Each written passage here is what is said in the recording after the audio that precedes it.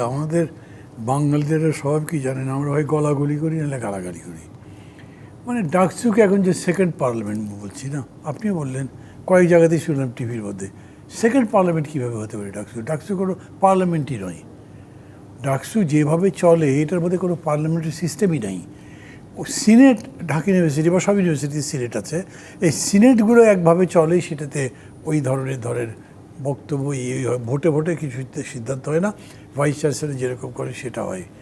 ডাকসু বিষয়টা একদম অন্যরকম। এটা হলো মানে সবাই, যেমন এইবার আমি দেখলাম খুব প্রবণতা হচ্ছে কি, ডাকসুর হচ্ছে ছাত্রদের আন্দোলন করবে, ছাত্রদের দাবি দেওয়া ইত্যাদি, একটা ট্রেড ইউনিয়ন বডির মতো, বার্গেনিং এজেন্টের মতো।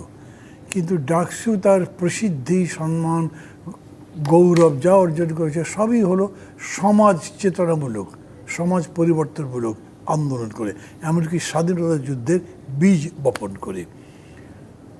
ধরেন 69-এর ডাকসু যদি দেখেন, তাহলে এটা একটা এক্সাম্পল আমাদের কাছে যে এই ডাকসু বাংলাদেশের ইতিহাস নির্মাণ করেছে। এটার পরিসমাপ্তি হয়তো পরের ডাকসুতে হয়েছে। এখানে তোফায়েল ভাই ভিপি ছিলেন, ওখানে আসম আরব ভিপি ছিলেন। তোফায়েল ভাই 6 দফার আন্দোলনের সময় যেরকম কাজ করেছেন, শেখ মুজিবকে বঙ্গবন্ধু বানিয়েছেন, জাতির পিতা বানিয়েছেন, আসম আরব স্বাধীনতার পতাকা দেখিয়েছেন। নিশ্চিতভাবে এই রকম বড় মাপের কাজ আগামী দিনে কোনো ডাকসু করতে পারবে বলে আমার মনে হয় না। এটা তো একটা খুবই রোমাঞ্চকর, এক্সাইটিং, হিস্টোরিক্যাল ঘটনা। তো ওই রকম কিছু করার তো সুযোগ নেই।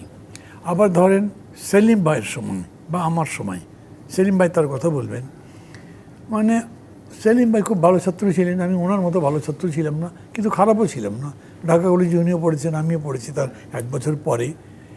সেলিম ভাই ছাত্র জীবনে মানে একটা আইকনের মতো ছিলেন। কি অর্থে আমি বলছি, ধরেন ভালো ছাত্র তো পলিটিক্স করে না, উনি স্ট্যান্ড করা ছাত্র, আন্দোলন করে ঢাকা কলেজ থেকে বহিষ্কৃত হয়েছেন। তার যে ডাকসু, সেই ডাকসু কিন্তু খুব ফাইটিং, ওই তোফায়েল ভাই রবের মতো হয়নি। এটা অনেক পিসফুলি গেছে, কনস্ট্রাকটিভ, মানে এখন হাতে হাত ধরি এসো দেশ গড়ি, এইরকম স্বাধীনতার পর ওনাদের স্লোগানই ছিল এরকম। আমার সময় আমার বিরুদ্ধে ওবায়দুল কাদের তো আমার প্রতিদ্বন্দ্বী ছিলেন, মূল অভিযোগ ছিল মাহমুদুর রহমান মান্নার আমলে বটতলা কথা বলে না। আমি আবার পাল্টে বলতাম, ভাই আপনারা কথা কইতে মানা করে কে, আসেন বটতলায় যত খুশি কথা বলেন না, কথা বলান। মানে এই সব নিয়ে ছিল, তার মধ্যে রাজনীতির চর্চা ছিল। দেখেন এইবারে কোনো রাজনীতির কথা শুনেছেন? এত বড় যে অভ্যুত্থান হয়ে গেল 24 সালে, এত রক্তপাত, সবাই বলছে এই খুনিদের বিচার চাই, এই রক্তের মূল্যায়ন চাই, তারপরে লুটেরাদের বিচার চাই, একটা ভালো দেশ গড়তে চাই, নতুন বাংলাদেশ, কত কি, কিচ্ছু নাই এই ডাকসুর মধ্যে।